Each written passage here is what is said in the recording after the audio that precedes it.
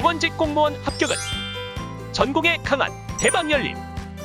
많은 합격생과 합격수기들로 증명합니다. 필기 고득점부터 면접까지 대방열림에서 제대로 준비하세요. 자, 안녕하세요. 네, 보건행정 담당하고 있는 김희영입니다. 일단 수업 들어가기 전에 우리 보건행정 어떤 식으로 강의를 할 건지 또 어떻게 배워야 하는지 그거에 대해서 잠깐만 얘기를 해드릴게요.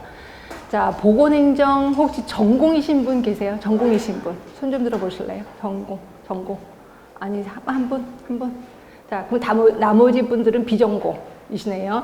자, 전공이신 분들은 익히 아실 거예요. 아, 보건행정이 엄청 어렵고 까탈스럽다라고 아실 겁니다. 근데 비전공이신 분들은 뭐 이런 과목이 다 있어. 뭐 보도 듣도 못한 용어가 나오고 보도 듣도 못한 어떤 프레임이 나옵니다. 그러다 보니까 보건행정은 되게 어렵고 한마디로 싫은 과목이다라고 표현을 하고 있어요. 그죠? 자, 이런 보건행정을 쉽게 하는 방법 딱 두 가지밖에 없습니다. 하나는 뭐냐면, 자, 용어에 익숙해져라. 자, 용어가 생전 처음 듣는 용어가 많이 나올 겁니다. 그 용어에 익숙해져야 돼요. 자, 용어에 익숙해지려면 제가 강의 중에 저번에 배웠던 용어가 툭툭 튀어나올 겁니다. 그러면 이게 뭐지? 잘 모르겠어. 분명히 근데 신기한 건 뭐냐면 그 용어를 들은 적은 있어. 근데 이게 뭔지는 몰라. 이런 현상이 일어나거든요. 그래서 저는 요거 때문에 단어장을 하나 만들어라. 자, 영어만 단어장 있는 거 아니에요. 단어장 하나 만들어서, 그러니까 거기에 기역, 니은, 디귿 순서대로 일단 놓고, 그다음에 새로운 용어를 거기다 쓰세요. 그리고 그거의 뜻을 쓸 필요는 없어. 책에 몇 쪽에 있다라는 것만 쓰시면 돼. 그래서 그 용어가 딱 나오는 순간 이거 잘 기억이 안 나? 그 책을 보면 아, 이거였구나 라고 알게 되는 거죠. 그래서 일단 용어에 익숙해져라 라고 보시면 되고, 그다음에 두 번째, 여러분들이 제일 싫어하는 암기. 자, 암기 중에서도 저는 무슨 암기를 하냐면 수시 암기, 수시로 암기를 해라. 자, 수시로 암기를 한다는 건 뭐냐면 한 번 외웠다고 해서 나 외웠어. 그게 아니라 자꾸 되뇌이셔야 돼요. 그러니까 여러분들이 처음 첫사랑을 했을 때 자꾸 첫사랑의 얼굴이 떠오르는 거랑 똑같이 자꾸 머릿속에 떠올라야 된다. 자, 이러다 보니까 저는 뭘 하냐면 동량 공부를 해라 라고 표현을 하고 있어요. 자, 동량 공부는 뭐냐면 공부라는 게 책상에 앉아서 라이트 켜놓고 그 다음에 럭셔리하게 하는 게 공부가 아니에요. 항상 들고 다니면서 동량 공부하는 거죠. 그래서 버스를 기다리면서 또는 엘리베이터를 타면서 쪽지를 보고 자꾸 외우라는 거죠. 요거 우리 동량 공부라고 하는데, 이 동량 공부를 하다 보면은요, 그 다음에 모든 것들이 생활화가 됩니다. 결국 동량 공부 이후로 생활화가 되는 거죠. 암기의 생활화. 그래서 수시 암기. 요 두 개만 하면 보건행정은 그야말로 효자 과목이다 라고 보시면 돼요. 그러면 이거를 여러분 혼자 하느냐? 아니요, 저도 같이 할 겁니다. 그래서 항상 단어도 제가 계속해서 말씀드릴 거고, 그 다음에 여러분들이 외웠는지 안 외웠는지도 수시로 확인을 해드릴 겁니다. 그죠? 자, 그러면 그동안에 우리 보건행정에 어떤 문제가 나왔는지, 그리고 제 책은 어떤 이점이 있는지, 이런 거에 대해서 한번 PPT 자료를 좀 보도록 하겠습니다. 자, 일단 5개념 문제를 한번 뽑았습니다. 물론 이제 공개된 문제를 좀 봤는데, 자, 이론적 기초가 대부분 쭉 나왔었는데 2023년도에는 나오지 않았어요. 그렇죠? 그리고 평균적으로 2.4 정도 나왔습니다. 가장 많이 나온 게 행정 조직 쪽이에요. 조직 쪽은 워낙 양도 많고 거기에 인사 쪽도 있어서 굉장히 시험 문제가 많이 나옵니다. 그래서 이번에 7문제가 나왔고요. 계속해서 이렇게 5, 7, 그래서 5.4 평균이 제일 많이 나온 부분이다 라고 보시면 될 것 같고, 그 다음에 보건의료 체계 사회보장제도가 이쪽에 거의 하이라이트라고 보시면 되는데, 이쪽 부분은요 정말 모르는 것이 없도록 해야 된다 라고 보시면 돼. 그래서 보건의료 체계 평균 3문제, 사회보장제도가 좀 많이 나와야 돼도 불구하고 한 2.4문제 정도 나왔다라고 보시면 되고, 그 다음에 이제 기획과 정책, 요걸 조금 많이 힘들어 하시더라고요. 그러니까 정책 얘기가 나오면 좀 힘들어 하거든요. 근데 요게 요번에 5문제 정도 나왔고, 근데 평상시엔 그렇게 많이 나오진 않습니다. 그래서 2.8 정도 나왔고요.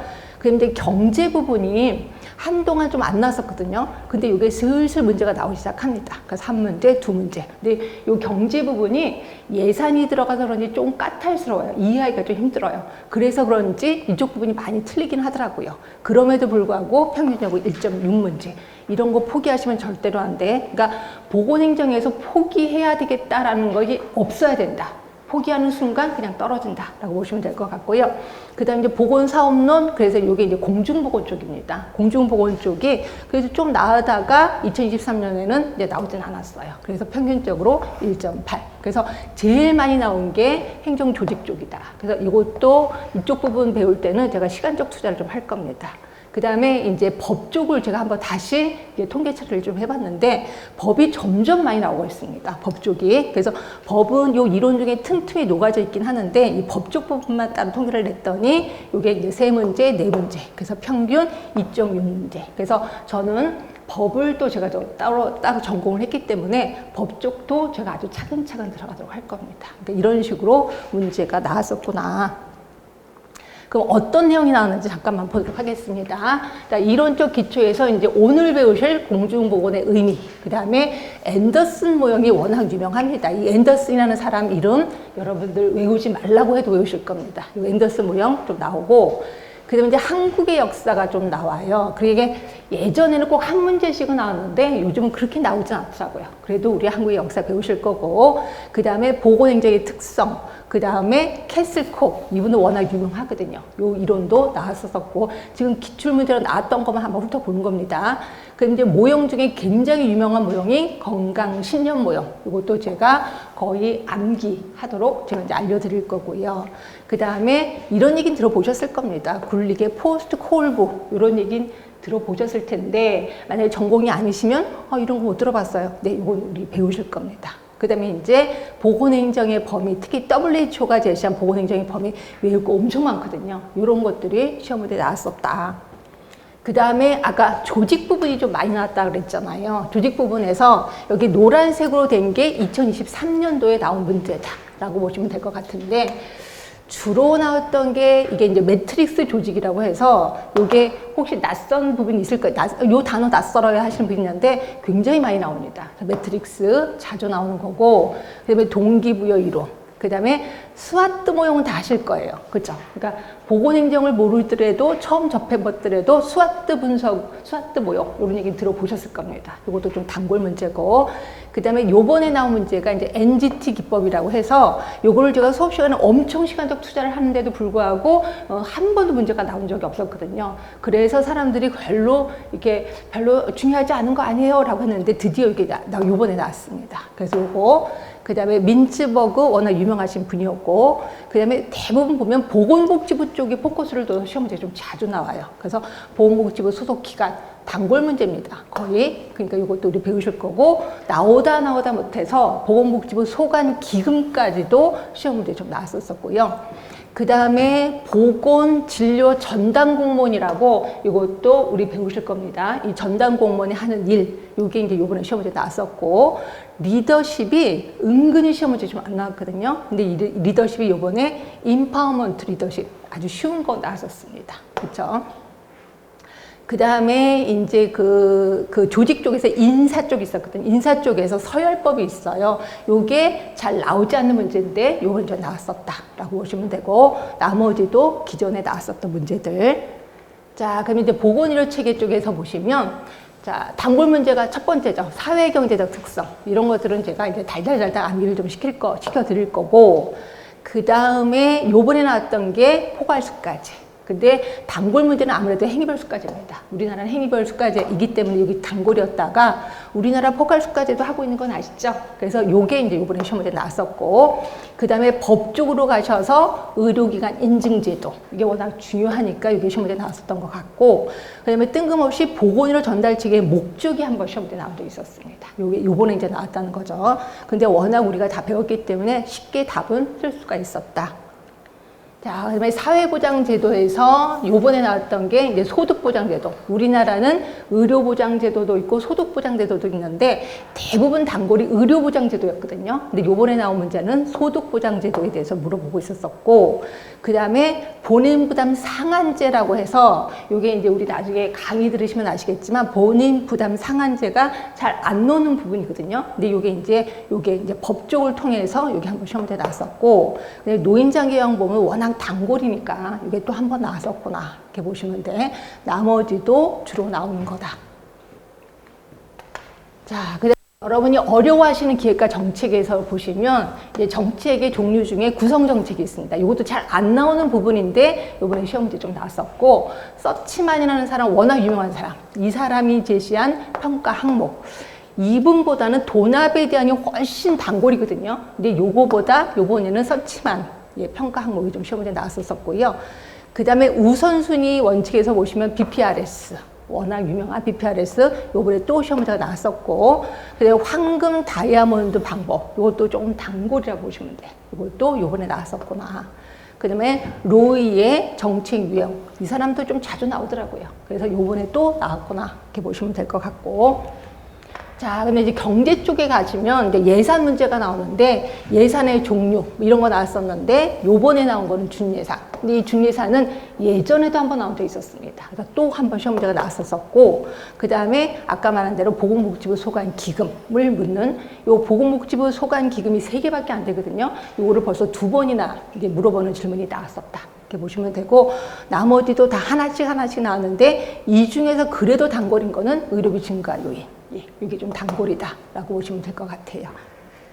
자, 그다음 이제 보건사원론에서는 제가 이제 역사 얘기를 하면서 조금 집중을 줄 건데 1차 보건의료하고 건강증진 이걸 좀 제가 좀 집중을 할 거거든요. 근데 이 부분이 단골로 좀 나왔었고, 그 다음에 이제 국민건강증진기금, 그 다음에 헬스플랜 2030 들어는 보셨을 거예요. 요거에 대한 기본 원칙 여기 좀 나왔었고, 그 다음에 이제 법정감염병, 요거 물어보는 거 자주 나옵니다. 그러니까, 시험 문제 내시는 분이, 문제 낼 거 없다? 그러면 그냥 내는 게 법정감염병. 결국 1급부터 4급까지는 완벽하게 외우는 게 좋겠다. 요걸 외우면 공중보건에서도 도움이 되거든요. 그래서 일석삼조니까 요걸 외우시는 게 좋을 것 같고요. 그 다음에 국민건강증진법, 이거 자주 나오는 법입니다. 이것도 좀 기억을 해두시면 되고, 그 다음에 뜬금없이 지역사회 진단의 실시 목적, 이런 게 한번 작년이가 시험 문제 나왔었을 거예요. 근데 문제는 보기 중에 답은 쉽게 고를 수 있을 정도로 그렇게 나왔거든요. 근데 이제 뜬금없는 문제에 대해서 좀 당황해 했었겠구나라는 생각이 좀 듭니다. 그래서 요 정도 좀 문제가 나왔고, 자, 그 다음에 이제 법을 제가 이제 따로 뽑았는데, 단골, 요번에 2023년도에 나왔던 법이 의료법. 얘는 워낙 단골이기 때문에. 그 다음에 농어촌 등 보건의료를 위한 특별조치법. 요것도 요번에 나왔고, 노인장기 요양보험법. 요것도 나왔습니다. 단골은 당연히 노인장기, 그 다음에 의료법, 그 다음에 감염병. 요게 좀 단골이다. 라고 보시면 될 것 같아요. 결국 이 법에 대해서, 그 다음에 또 아까 제가 국민건강증진법 슬슬 나오기 시작한다 그랬죠. 그리고 요거와 거의 양대 산맥을 이루는 게 지역보건법이거든요. 그래서 얘네 둘도 제가 접근에 들어갈 거다라고 보시면 될 것 같고, 자, 총평. 지난 5년 동안의 문제 총평. 크게 보면요, 단골 문제 나올 건 계속해서 나옵니다. 그러니까 이런 것들은 무조건 외우셔야 된다. 제가 이제 수업하면서 이건 단골입니다. 무조건 외우세요. 라고 할 겁니다. 그런 것들은 여러분들이 좀 체크를 좀 해놓으시고 무조건 외워야 되겠다. 그 다음에 주기를 타는 문제가 있어요. 근데 이 주기가 2, 3년 주기가 아니라 거의 7, 8년 주기예요. 그래서 제가 예전 문제도 놓치지 못하는 이유 중에 하나가 7, 8년 전에 어떤 거는 10년 전에 나왔던 문제도 나옵니다. 그렇죠? 그래서 제가 이런 문제들도 자꾸 볼 수밖에 없다. 이게 주기를 타는 문제가 있고, 또 하나는 처음 접하는 문제가 있는데, 정말 다행인 건 뭐냐면 처음 접하긴 하는데 보기 중에 보면 답은 고르실 수 있을 만큼 그렇게 좀 쉽게 나온다는 거죠. 다시 말해서 최근 5년 동안 난이도가 중하 정도예요. 보건행정이. 그래서 제가 보건행정은 효자 과목이다라고 얘기를 한 거야. 한 번만, 아까 말한 낯선 용어를 조금만 더 익히고, 그다음에 암기를 잘하면 문제가 아주 쉽습니다. 그래서 제가, 이거는 효자 과목일 수밖에 없다라고 보는 거죠. 그래서 총평 한번 얘기를 해봤고,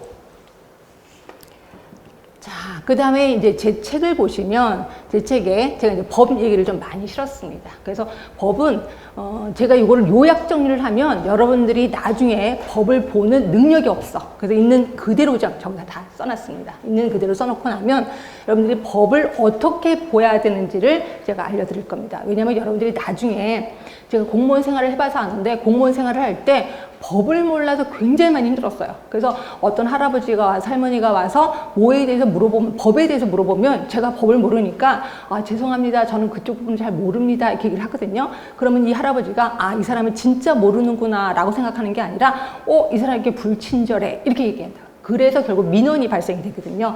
그래서 우리 보건행정 하시는 분들은 법을 잘 알아야 돼. 그러니까 법을 누가 정리해 주는 게 아닙니다. 그래서 이 법을 찾아가서 법을 보는 방법을 좀 알아야 돼. 그래서 제가 우리 책에는 법을 있는 그대로 집어넣습니다. 그래서 제가 이걸 읽을 때 어느 부분을 힘줘서 읽는지 이것도 여러분들이 알려드리기 위해서. 그래서 법을 주로 좀 수록을 좀 했고요.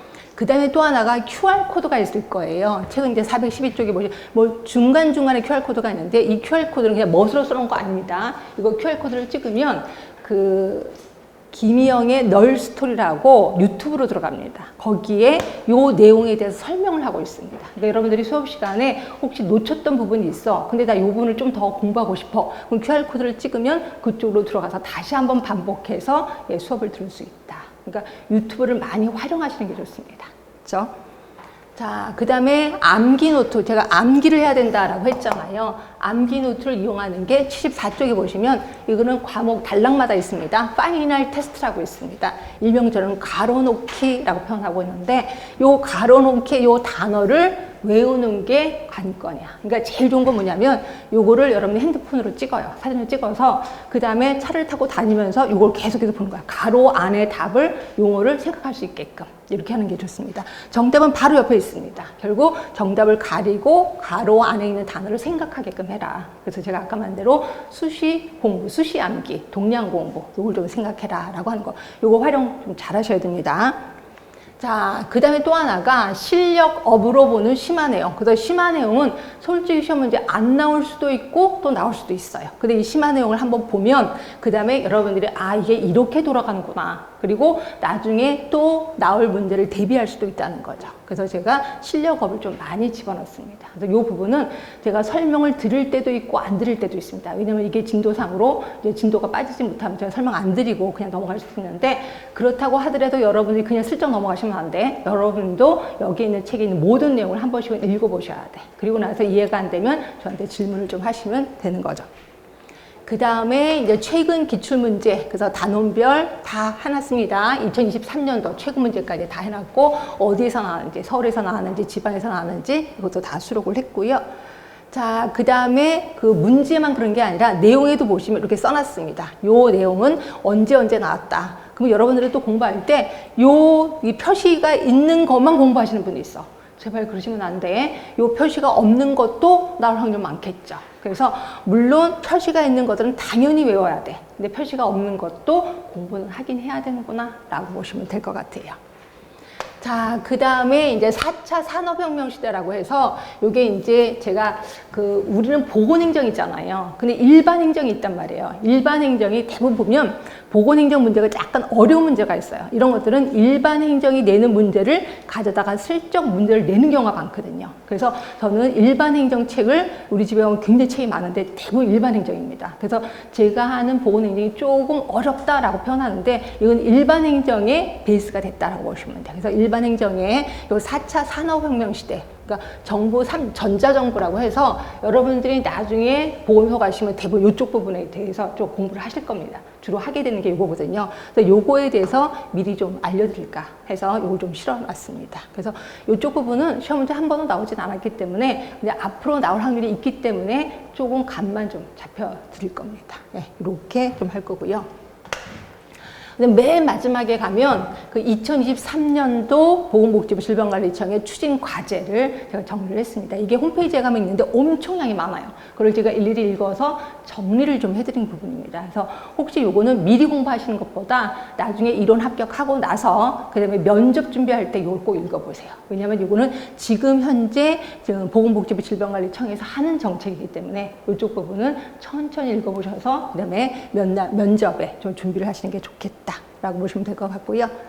자, 그럼 수업 방식 한번 보겠습니다. 제가 이제 맨 처음에 수업을 어떤 식으로 할 거냐면 전체적인 프레임에 대해서 쭉 말씀을 드릴 겁니다. 그래서 오늘 배우실 거, 요번 시간에는 어떤 거에 서 얘기를 할 겁니다. 라고 얘기를 하는데, 요때 부지런히 쓰시는 분도 계세요. 근데 쓰시는 것보다 귀로 좀 들으시면 돼요. 아, 요번 시간에 뭐에 대해서 배우실 거고, 어떤 사람에 대해서 배울 거구나. 전체적인 흐름을 좀 알고 계시면 돼. 그리고 그게 끝나고 나면 책을 보면서, 구체적인 내용을 보면서 줄을 칠 겁니다. 이때 제가 이쪽 부분을 줄 치세요. 그러니까 요 내용을 다시 한번 반복하는 거예요. 그러니까 2번 보는 겁니다. 2번. 그리고 이제 세 번째 시간, 우리 이제 3강인데 마지막 시간 한 10분 전에 지금까지 배웠던 걸 다시 한번 상기시킬 겁니다. 결국 오늘 하루 3강인데 3번 그 내용을 알게 되는 거죠. 그래서 전체적으로 아 이런 거기 있구나, 그리고 이거는 암기를 해야 되는 거구나, 요거는 외워야 되겠구나, 또는 요거는 낯선 단어니까 단어장에 뭐 입력을 시켜야 되겠구나, 이런 걸 좀 판단할 수 있게끔 이렇게 할 거고요. 그 다음에 이제 다음 주에 오시면 쪽지 시험이 기다리고 있어요. 쪽지 시험. 그러니까 요번 주 배운 거를 다음 주에 쪽지 시험을 낼 겁니다. 그러면서 그거를 좀 일찍 오시는 게 좋아. 일찍 오셔서 책을 보면서 답을 푸는 게 아니라 내가 외웠던 걸 갖고 이제 쪽지 시험 답을 다는 거죠. 그리고 제가 거기서 답을 알려드릴 겁니다.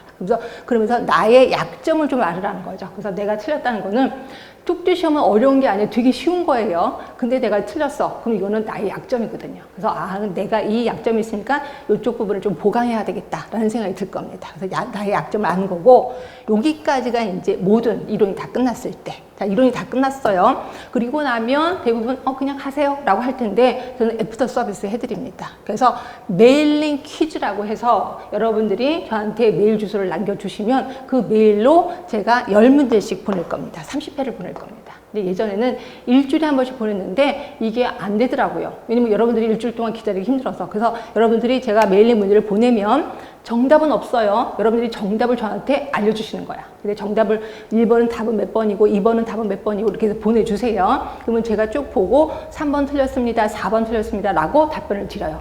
그러니까 3번에 틀렸으니까 답은 뭡니다 이렇게 안 가르쳐 드려요. 그럼 여러분들 또 3번을 다시 읽어보시고 그럼 답은 또 몇 번인가 또 보내요. 근데 그거 또 틀렸어. 그럼 제가 또 틀렸습니다 라고 얘기를 할 거예요. 정답이 맞을 때까지 할 겁니다. 예, 그리고 나서 다 맞았다면 새로운 문제를 또 보내드릴 겁니다. 결국 여러분들이 부지런히 하면 30회를 뭐 30일 안에 끝낼 수도 있겠죠. 그렇죠? 하여튼 30회 메일링 퀴즈 하고요. 그 다음에 실력 유지하기 위해서 아까 말한 대로 파이널 테스트 사진 찍어서 수시로 암기하고, 그 다음에 QR코드를 이용해서 유튜브로 들어가서 계속 강의 듣고, 이러면 완벽해질 수밖에 없다라고 보시면 됩니다. 이런 식으로 강의를 좀 하도록 하겠습니다. 그럼에도 불구하고 모르는 게 있다. 그러면 여기 진동 카페 김영의 전공 해결이 있을 겁니다. 여기에 이제 질문을 올리시면 되는데, 뭐 어떤 경우는 질문 올려도 답변이 없던데요 라고 하는데, 저는 안 그렇습니다. 바로바로 저는 그게 뜰롱하고 연락이 오게끔 돼 있거든요. 그래서 여러분들이 질문이 올리면 제 핸드폰으로 띡 와요. 그럼 바로. 그래서 예전에는 시험 코앞에 두고 새벽 2시에도 막 이렇게 하면 저 새벽 2시에도 눈 떠 있거든요. 답을 바로 알려드릴 겁니다. 그럼에도 불구하고 답이 없어. 그러면 지금처럼 제가 강의를 하고 있을 때 제가 핸드폰을 갖고 올 수가 없는 거죠. 그래서 조금만 참아주시면, 또는 제가 바깥에 나와 있어서 책이 없어. 책을 또 확인해야 되잖아요. 그런 좀 시간을 좀 두시면 될 것 같아. 그렇지 않고 내가 내 앞에 책이 있고 내가 충분히 답변을 다룰 수 있어. 바로바로 답변을 드리도록 하겠습니다. 이거는 제가 완벽하게 좀 약속을 해드리겠습니다. 이렇게 해서 여러분 모두 합격하는 순간까지 제가 뒤에서 항상 있다라고 보시면 될 것 같아요. 그렇죠? 자, 이런 식으로 제 강의 어떻게 할 건지 얘기를 했고요. 자, 그러면 우리 수업 들어가도록 할게요. 자, 우리 보건행정을 배우는데, 자, 맨 처음에 책의 14쪽을 보세요. 공중보건부터 들어가요. 아니, 보건행정 하는데 왜 공중보건부터 들어가? 공중보건의 개념을 공공기관이 그대로 수행하는 게 보건행정이에요. 그렇죠? 그래서 우리는 공중보건부터 들어갈 수 있다. 그런데 요거 하나 얘기합시다. 행정이라는 단어가 있고 그 다음에 정책이라는 단어가 있어. 정책 또는 정치라고 표현하는 거죠. 요 두 개부터 구분을 좀 할게요. 자, 정책은 뭐냐면요. 정책은 한마디로 계획을 짜는 거야. 계획, 내년에 뭐 하겠다. 계획을 짜는 겁니다. 그 계획을 짜는 거를 그대로 수행하는 게 행정이에요.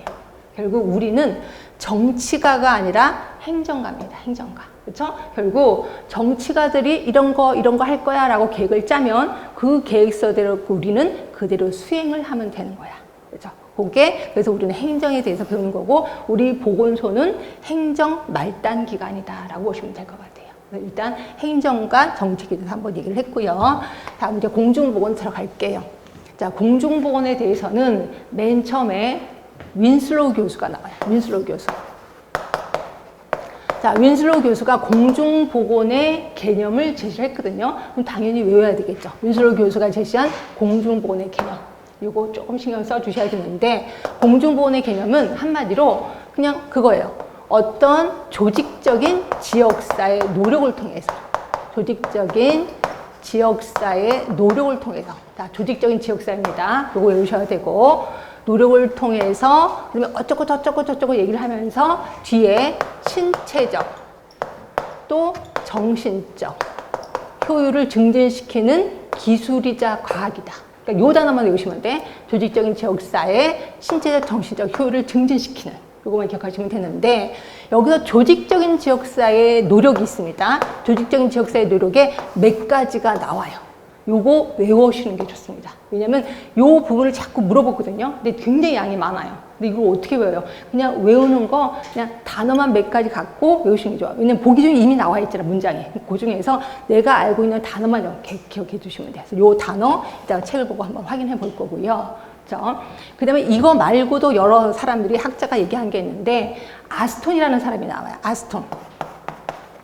아스톤이라는 사람이 공중보건의 단계를 얘기를 합니다. 단계, 4단계를 얘기를 해요. 4단계. 그 4단계를 머릿속에 좀 기억을 해야 되겠구나 라고 보시면 되고 이 중에서 4단계는 순서대로 나올 겁니다. 이 중에서 4번째 단계가 조금이라도 중요하겠구나. 그 4번째 단계가 뭐냐면 신공중보건 단계예요. 그럼 신공중보건이라는 게 도대체 뭔데? 요거에 대해서 오늘 집중적으로 파악할 겁니다. 그리고 이것도 좀 기억을 해두시면 될 것 같고요. 그 다음에 그거 말고도 앤더슨 나오고 막 줄줄줄 나오는데 앤더슨 아까 제가 기억했죠? 앤더슨이라는 사람 워낙 중요하다. 앤더슨 이 사람도 우리 공부를 하실 거고요. 그 다음에 우리 공중보건은요 말 그대로 기본적인 단위가 지역사회예요. 그럼 지역사회가 도대체 뭔데? 지역사회 개념에 대해서도 우리 들어갈 겁니다. 그렇죠? 그래서 요거 간단하게 하고 그 다음 들어가도록 할게요. 자, 책을 볼게요. 14쪽 볼게요. 자, 윈슬로우 교수 나오시죠? 자, 조직적인 지역사회 노력. 요거 좀 외우셔야 했습니다. 노력을 통해서 책은 14쪽입니다.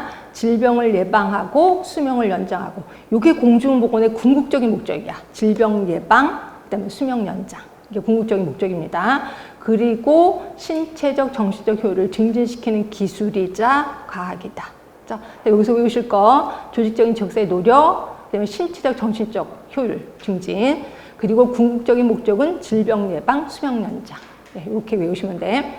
그 다음에 이 중에서 조직적인 지역사회 노력, 요거 차라리 외우자라고 얘기한 겁니다. 자, 조직적인 지역사회 노력 1번부터 5번까지 있거든요. 이거 어떻게 다 외워요? 자, 이거 외우는 방법 알려드릴게.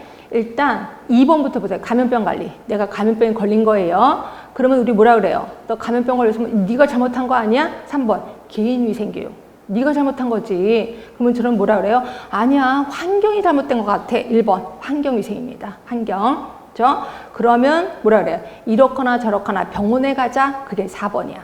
질병의 조기 진단 치료를 위한 의료 간호봉사의 조직화. 병원에 가는 겁니다. 그리고 5번에 맨 마지막에 보시면 사회제도 개선이야. 사회제도를 개선했다. 다시 한번 얘기합니다. 자, 감염병에 걸렸어요. 그러면 우리 뭐라 그래? 네가 잘못한 거지. 개인위생교육. 그러면 저는 환경이 잘못됐어요. 라고 얘기를 해요. 그럼 환경위생 개선. 하여튼 이렇거나 저렇거나 병원에 가자. 의료 간호봉사의 조직화. 마지막에 사회제도 개선. 이렇게 해서 외우시면 되죠. 그래서 요 단어들만 기억하시면 그다음에 보기 중에 답은 고르실 수가 있게 됩니다. 이 중에서 가장 문제가 됐던 게 4번이에요. 4번을 보시면 질병의 조기 진단 및 치료를 위한 의료의 조직화야. 그리고 간호봉사의 조직화야. 근데 시험 문제가 어떻게 나오는지 아세요? 이렇게 나왔습니다.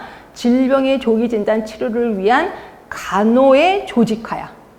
말이 돼, 틀려? 틀린 거지. 그죠? 틀린 거죠.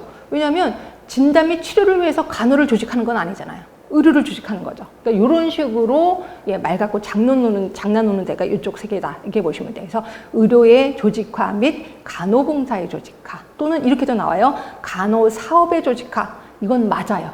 봉사를 사업이라고 볼 수 있거든요. 그렇죠? 그래서 이쪽 부분만 계속 4번을 문장을 살짝 받고 있다라고 보시면 다시 한번 얘기를 할게요. 의료의 조직화, 간호봉사의 조직화입니다. 그런데 간호사업의 조직화도 맞아요. 그렇죠? 그럼 제가 시험 보러 갔을 때 이 문장을 접했는데 이걸 맞다고 해야 돼, 틀리게 해야 돼. 그래서 저는 맞다고 했더니 제가 이제 그때 20문제 다 맞았거든요. 이거는 맞는 걸로 됐습니다. 그래서 간호사업의 조직화 이렇게 알고 계시면 되고요. 그다음에 5번은 뭐 볼 건 없습니다. 그러니까 사회제도 개선 이렇게 해서 이거 외워두시고 그 다음에 자 3번도 보세요. 디스렐리 이 부분은 왜 유명하냐면 공중보건이란 인간의 행복과 국력의 기본이다. 공중보건에 관한 관심은 정치가로서 제일 중요한 인물이에요. 아, 정치가가 제일 신경을 써야 되는 게 공중보건이구나 라고 얘기한 사람이 누구세요? 디스렐리. 이것만 외워두시면 되고 그게 중요한 분은 아닌데 그래도 한번 외워두시면 좋고 4번입니다. WHO에서도 공중보건의 정의를 제시했어요. 그런데 내용을 보시면 지역사회 노력을 통해 질병을 예방하고 생명을 연장하고 건강과 인간적 능력의 증진을 꾀하는 과학이자 기술이다. 뭐랑 비슷해요? 윈슬로우 교수랑 비슷하죠. 결국 윈슬로우 교수가 제시한 거를 25차 회의 때 채택을 한 거예요. 어디에서? WHO에서. 그래서 아주 예전에는 문제가 정말 유치하게 이렇게 나왔었어요. WHO에서 윈슬로우 교수의 공중보건학의 개념을 채택한 게 몇 차 회의냐? 이것도 한번 시험 문제 나왔어요. 정말 유치하게. 그렇죠? 이제는 그런 문제 안 나올 거예요. 근데 하여튼 25차 회의 때 이거를 채택했구나 라고 외워두시면 돼.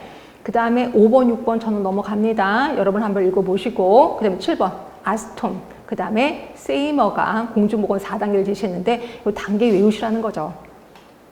일단 산업보건 대두시기. 자, 산업보건 대두시기 산업화 도시화로 어떤 일이 벌어졌는데 산업화 도시화로 사람들의 인구 밀도가 굉장히 높아졌어요. 이러다 보니까 한 사람이 그 병에 걸리면 다 병에 걸리는 거야. 그래서 그러니까 말 그대로 집단에 대해서 신경을 쓴 게 산업보건 대두시기. 어떤 집단에 대해서 신경을 쓴 겁니다. 그리고 두 번째 단계는 이제는 집단보다는 개인에게 포커스를 둬야 돼. 그래서 개인위생 중점 시기. 그래서 개인 중심의 개인위생, 예방접종을 신경 쓸 게 개인위생 중점 시기. 점점 개인으로 갑니다. 세 번째는 치료의학 전성기. 왜? 여러 가지 신의약품이 개발됐거든요. 이러다 보니까 감염성 질환이 급격히 감소돼서 치료의학이 전성기. 이게 3차입니다. 그 다음에 4차는 제목이 없네. 그럼 제목을 우리 찾을 거예요. 4차 단계 볼게요. 조금 더 깊게 들어갔습니다. 1970년 이후 인구 구조가 노령화되면서 점점 만성병 중심으로 넘어갑니다. 만성병 중심으로 넘어가니까 의료비가 끝도 없이 올라가. 그죠? 그러니까 국가 차원에서 기가 막힌 거 돈이 너무 많이 들어가니까. 자, 그래서 B번입니다. 선진국들은 의료비를 획기적으로 줄일 수 있는 방안이 뭘까 고민하게 된 거죠. 그랬더니 병이 생겨서 치료하는 것보다 예방하는 게 좋다는 걸 알게 된 거야. 그렇죠? 그래서 10번에 보시면 에스턴과 세이먼은 이 시기를 신공중보건 단계라고 한 거야. 아, 4차 단계는 신공중보건 단계구나. 얼른 머릿속에 기억해 두시고. 그럼 어떤 특성이 있는데 말 그대로 예방에 포커스를 둔 겁니다. 그럼 예방에 포커스를 둔다면 어때요? 그 병이 생기지 않게끔 해야 되겠지. 그러면 어떤 사업을 해야 되는데 거기 표가 하나 있을 거고 표 바로 밑에 보시면 거기 조그만 두꺼운 글씨가 보이실 거예요. 거기 보시면 신공중보건 사업에서 건강 증진 사업 하나 눈에 보이실 겁니다. 자, 그 표 바로 밑에 가시면 새카맣게 된 두꺼운 글씨가 있을 거예요. 생활습관 개선입니다. 그러니까 말 그대로 만성태행성 질환은 뭐 때문에 생기는 거야? 생활습관 때문에. 어떤 생활습관? 내가 담배 피는 습관이 있어, 술 먹는 습관이 있어. 그럼 만성태행성 질환이 뭐 고혈압, 암에 걸릴 수밖에 없는 거죠. 그러면 습관을 바꿔주면 되겠네. 담배 못 피게끔, 또 술 안 먹게끔 생활습관 개선입니다. 그리고 환경도 조성해 줘야 되겠죠. 말 그대로 여러분한테 제가 암기하세요, 암기하세요 놓고 환경을 조성 안 해. 그럼 저는 암기 안 해. 그러면 이건 여러분들은 그 환경이 조성이 안 됐기 때문에 암기를 안 하거든요. 그러니까 저도 외우는 거야. 이렇게 환경을 조성해 주는 거야. 그죠? 그러니까 생활습관 개선이고 건강 지원 환경 조성, 그리고 질병을 예방하는 거. 이런 식으로 가는 게 신공중보건. 그러니까 여러분들이 우린 이렇게 가야 되는구나. 그래서 그 사람의 생활 습관을 변화시켜주고 그 다음에 어때요? 환경도 조성해주고. 그러니까 여러분들도 담배 피면 안 되고 여러분들도 술 먹으면 안 된다. 이렇게 보시면 돼요. 그렇죠? 그리고 질병까지 예방해주는 이게 신공중보건 단계입니다. 감이 잡히시죠? 그러니까 이런 거 외우는 건 아니에요. 신공중보건 사업이 이런 식이구나. 이렇게 보시면 돼. 그러면서 그 위로 표를 갈게요. 표를 가시면 이해가 될 거예요. 자, 구공중보건. 이게 구공중보건이라는 건 산업보건 대도시기 때 했던 거예요. 그렇죠? 요때는 자, 대부분 물위생 주거에 초점을 뒀어. 그러나 신공중보건에는 물론 이런 것도 다 신경을 씁니다. 거기에 플러스 더 하나 들어간 게 생활양식. 생활양식이 뭔데요? 생활습관이요. 생활습관에 초점을 뒀다는 거죠. 그다음에 두 번째 보시면 입법, 그 다음에 공중보건법, 법을 만들었는데 신공중보건사업에서는 청지기의료라는 게 있어. 이건 낯선데요? 예, 낯선 단어, 청지기의료. 밑으로 가시면 청지기의료 뜻이 나올 겁니다. 청지기의료는 밑에 보이시죠? 표 바로 밑에 방향을 제시하고 봉사와 지원을 하고 점검과 평가를 하는 의료야. 방향을 제시하는 거예요. 그러니까 방향을 제시하고 이걸 잘 가고 있는지 틈틈이 점검하는 거야. 그러니까 여러분들이 나중에 보건소 가시면 할머니, 할아버지들한테 이렇게 하세요라고 방향을 제시하고 그 다음에 틈틈이 점검을 하는 거야. 잘하고 계시죠? 담배 점점 줄이고 계시죠? 라고 점검을 하는 거. 이게 청지기 의료야. 그러니까 여러분들이 나아갈 방향. 이게 청지기 의료. 자, 그 다음에 그 밑에 다시 표로 들어가세요. 세 번째입니다. 의료가 중심이었어. 그러나 신공중보건은 의료는 일부분일 뿐이에요. 그렇죠? 나머지는 건강을 관리하는 사람들의 몫이다. 라고 보시면 돼. 그 다음에 밑으로 쭉 내려가시면 자, 거기 몇 번째 칸인가? 하나, 둘, 셋, 넷, 다섯, 여섯 번째 칸인가 봐요.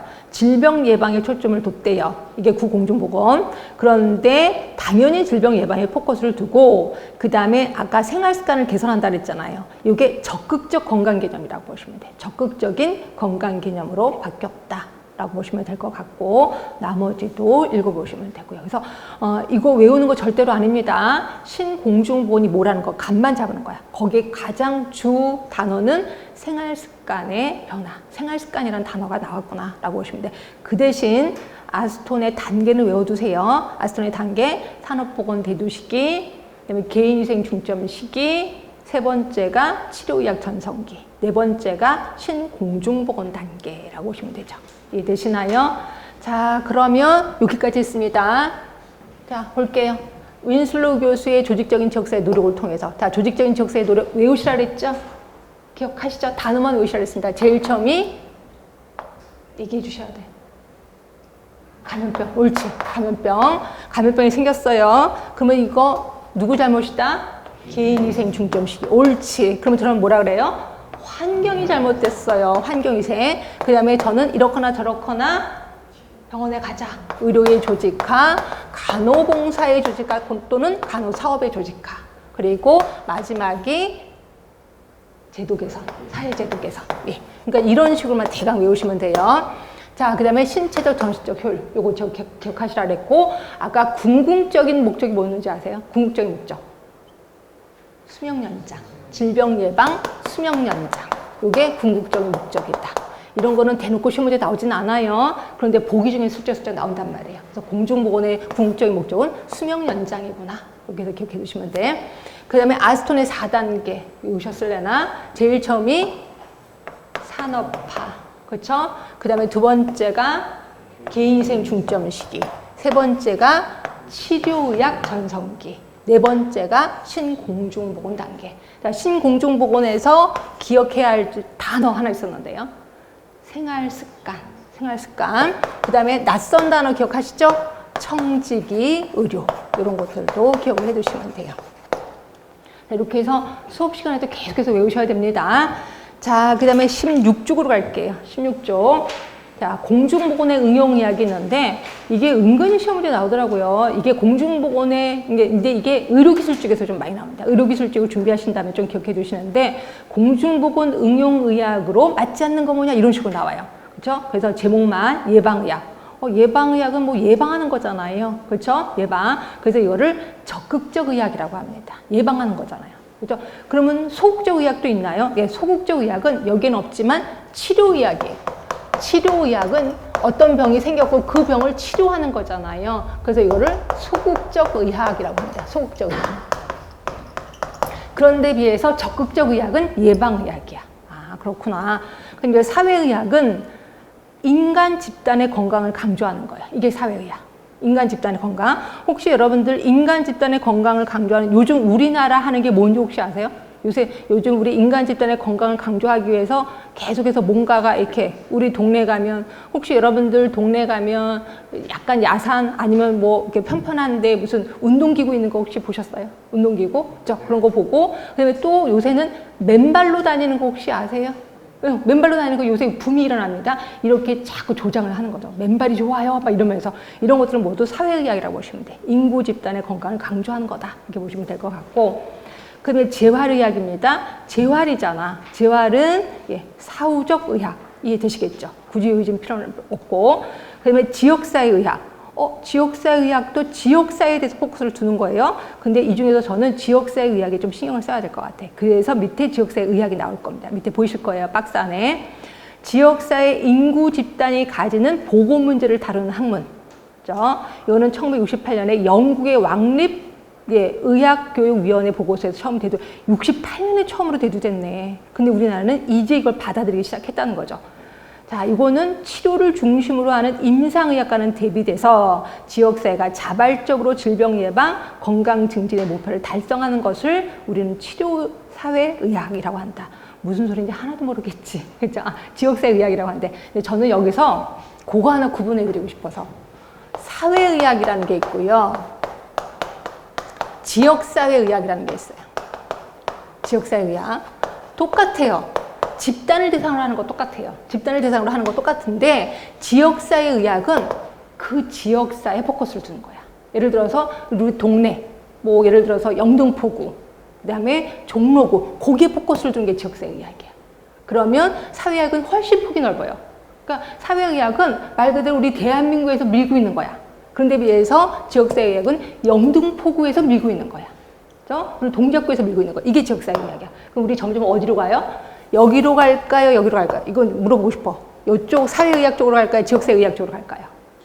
그치. 지역사회의학 쪽으로 가는 거죠. 그래서 여러분들은 보건소에 발령 받잖아요. 그럼 우리 구에 무슨 일이 벌어지는지 잘 보셔야 돼. 우리 구에 어떤 쪽으로 가고 있는지 빨리빨리 캐치를 해서 아, 우리 구는 이런 쪽으로 가고 있구나. 그래서 그쪽으로 가시는 게 훨씬 좋은 거야. 그러니까 여러분들이 나중에 면접 볼 때 좋은 게 이쪽 지역사회의학 쪽 포커스를 많이 얘기를 해야 돼요. 그래서 우리 구 여러분들이 만약에 영등포구 보건소 가고 싶어. 영등포구 보건소에서 밀고 있는 것들이 있을 거예요. 그런 것들을 홈페이지에 보면서 아, 이런 쪽으로 가고 있구나 하면서 그걸로 좀 아는 척을 하면 면접에서 유리하게 된다라고 보시면 돼요. 점점 지역사회의학으로 가고 있습니다. 감이 잡히셨어요? 자, 이렇게 해서 공중보건의 응용의학 굳이 외울 필요는 없겠구나. 왜냐하면 보기 중에 치료의학이라는 답이 나오면 그거는 공중보건의 응용의학이 아니에요. 그렇죠? 그래서 예방의학, 사회의학, 재활의학, 지역사회의학, 건설의학. 건설의학 안 했네. 건설의학은 자, 건강 증진으로 가는 거야. 우리 여태까지 예방, 질병 예방 이런 얘기를 했었잖아요. 근데 건강 증진이야. 그러니까 예방보다 더 높은 게 건강 증진. 있는 건강을 찾으러 가는 거잖아요. 그래서 이거를 최상의 상태를 유지한다. 이렇게 보시면 돼. 그럼 요거는 적극적인 의학일까요? 소극적인 의학일까요? 적극적인 이야기죠. 그렇죠? 그럼 우리는 단계를 나누는 게 좋겠네. 맨 처음에는 치료의학이야. 치료의학. 그렇죠? 그러다가 이게 조금 업그레이드된 게 예방의학. 예방의학. 그러니까 예방의학은 질병을 예방하는 겁니다. 이거보다 조금 더 업그레이드된 게 뭐예요? 업그레이드된 게 이게 건설의학. 건설의학입니다. 그러니까 질병을 치료하는 거고 질병을 예방하는 거고 얘는 건강을 증진시키는 거예요. 이렇게 가시면 돼. 그래서 여러 단어들이 막 나오니까 좀 헷갈리죠? 근데 하여튼 이렇게 자꾸 알아두실 수밖에 없어. 이렇게 해서 보시면 되고. 이해되시죠? 사회의학, 치료의학은, 사회의학, 지역사회의학은 이해하고는 좀 다른 개념입니다. 맞죠? 그러니까 결국 우리는 그 지역사회를 중심으로 어느 쪽으로 가야 돼? 건설의학 쪽으로 가야 돼. 건강증진을 위해서. 그치? 그렇게 해서 가시는 겁니다. 여기서 조금이라도 좀 감이 안 잡히고 좀 조금 궁금증이 있어요 라고 하면 질문을 하시는 게 좋습니다. 네, 여기서 보시면 되고. 자, 그 다음에 이제 이때 체크 포인트, 이거 좀 볼게요. 공중보건, 예방의학, 치료의학을 좀 비교했는데 굳이 열 필요는 없을 것 같아. 다 이미 잡히셨으니까. 치료의학은 말 그대로 치료하는 거잖아요. 표로 들어갈게요. 조기진단, 조기치료. 예방의학은 질병 예방, 생명 연장. 육체적, 정신적 건강과 능률이 어디서 본 거예요, 이거? 공중보건의 개념 맞죠? 그렇죠? 공중보건의 개념, 예방의학입니다. 자, 공중보건학도 똑같아요. 질병 예방, 수명 연장, 유체적, 정신적 건강 능력의 향상. 그렇죠? 그래서 예방의학과 공중보건은 일맥상통한 거구나 라고 보시면 될 것 같고. 자, 책임의 소재를 보세요. 책임의 소재 보시면 예방의학은 개인과 가정이야. 그런데 공중보건은 국가와 지역사회예요. 이게 책임이에요. 그렇죠? 자, 연구 대상 보시면 예방의학은 개인과 가정, 그러나 공중보건은 지역사회, 국가 훨씬 폭이 넓습니다. 연구 방법 보면 훨씬 적극적인 게 공중보건 아실 거고, 그다음에 나머지 것도 보시면 되는데 마지막 내용을 볼게요. 내용을 보시면 공중보건은 집단 건강의 향상이야. 이때 집단 건강이 큰 집단이나 조그만 집단이냐 이거에 대해서 좀 신경을 쓰시면 되는 거죠. 하여튼 이게 공중보건학이구나 하시면 되고. 자, 11번 보세요. 제가 이미 말씀드렸죠. 공중보건사업의 최소 단위는 지역사회 주민이에요. 지역사회. 결국 지역사회구나. 그 다음에 12번 얘는 구구단 외우듯이 외우세요. 구구단 외우듯이. 특히 구구단 중에 2단 외우듯이.